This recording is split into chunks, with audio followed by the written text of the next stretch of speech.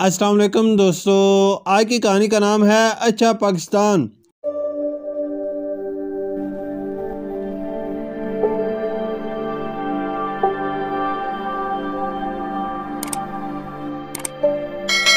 कुछ दिनों से अखबारात में रोज़ाना हुकूमत की तरफ से इश्तिहार आ रहा था, जिसमें हुकूमत की तरफ से गरीब और मुस्तहिक लोगों को एक मुर्ग और 4 मुर्गियों का एक यूनिट आधी कीमत पे देने का ऐलान किया गया था। सिराजुद्दीन के एक मोहल्लेदार सिजार ने इसकी तवज्जो इश्तिहार की तरफ दिलाई और कहा कि इसकी वाकफियत महकमा लाइफ स्टॉक के एक अफसर से है, अगर वो चाहे तो इसे मुर्गियों का एक यूनिट दिला सकता है। सिराजुद्दीन ने कहा, भाई मैं ये मुर्गियां लेकर क्या करूंगा, अल्लाह का शुक्र है मेरे हालात ठीक हैं, घर का खर्चा ठीक ठाक चल रहा है। सिजार बोला, भाई तुम कमाल करते हो, ऐसे मौके रोज रोज थोड़ी मिलते हैं, आधी कीमत पर 5 मुर्गियां मिल रही हैं। मैंने खुद मुर्गियों के 2 यूनिट लिए हैं, खूब अंडे खा रहा हूँ, बस तुम अपना शनाख्ती कार्ड मुझे दे दो, बाकी काम मेरा, तुम्हें घर बैठे मुर्गियां मिल जाएंगी।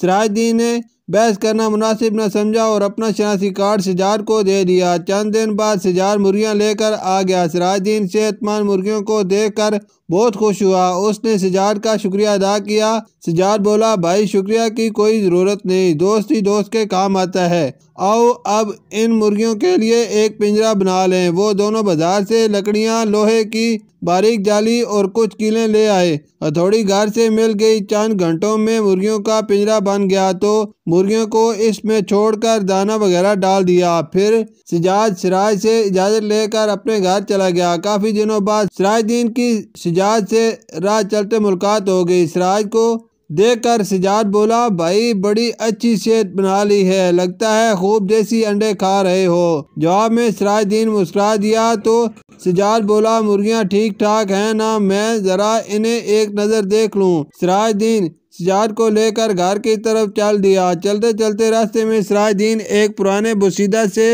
मकान के सामने रुक गया तो सिजाद ने पूछा, यहाँ क्यों रुक गए, जरा ठहरो। सिराजुद्दीन ने कहा और फिर दरवाजे के पास जाकर आवाज दी, भाई खादिम हुसैन जरा बाहर आना। अंदर से एक खस्ता हाल शख्स बाहर आया। सिराजुद्दीन को देखकर उसके चेहरे पे मुस्कुराहट आ गई। बोला, सिराज भाई आइए अंदर आ जाइए। वो शख्स सिराजुद्दीन और सिजाद को घर के अंदर ले गया और कहा, सिराज भाई आपकी क्या खिदमत करूं। सिराज ने कहा, खादिम हुसैन तकल्लुफ़ की कोई ज़रूरत नहीं, बस मेरे दोस्त को वो सब कुछ दिखा दो जो मैंने तुम्हें चंद दिन पहले दिया था।